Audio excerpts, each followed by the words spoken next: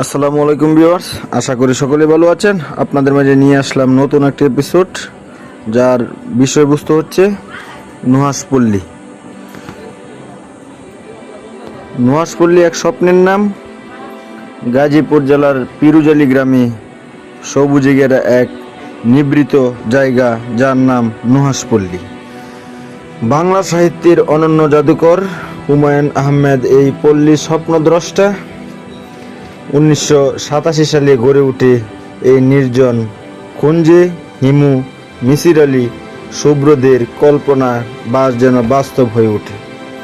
প্রিয় ভিউয়ার্স, আপনারা দেখতে পাচ্ছেন চমৎকার চমৎকার দৃশ্য। নুহাশপল্লী প্রায় 40 বিঘা জমির উপর বিস্তৃত। আছে সবুজ বাগান, লেক, ব্যাঙের ছাতাঘর, ব্যক্তিগত লাইব্রেরি, বিশ্রাম কক্ষ, আরও আছে গম্বুজ আকৃতির চমৎকার চমৎকার স্থাপনা।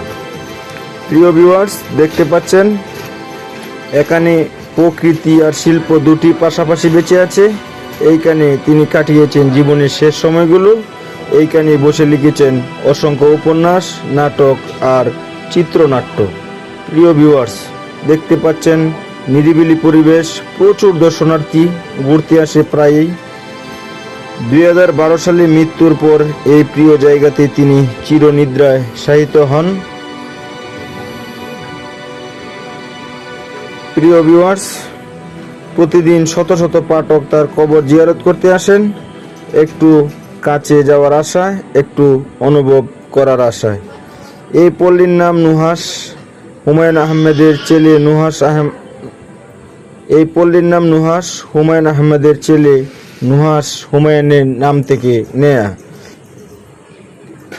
নুহাশপল্লী কেবল একটি স্থাপনা নয়, এটি একজন লেখকের আত্মার আশ্রয়, আত্মার তৃপ্তি, যেখানে গল্পরা এখনো বেঁচে আছে, যেখানে নিঃশব্দে বলা হয়, হুমায়ুন আহমেদ, আপনি এখনো আমাদের মাঝেই আছেন। নুহাশপল্লী, যেখানে গল্পরা চিরজীবী। প্রিয় ভিউয়ার্স, সঙ্গেই থাকুন। আশা করছি দেখা হবে নতুন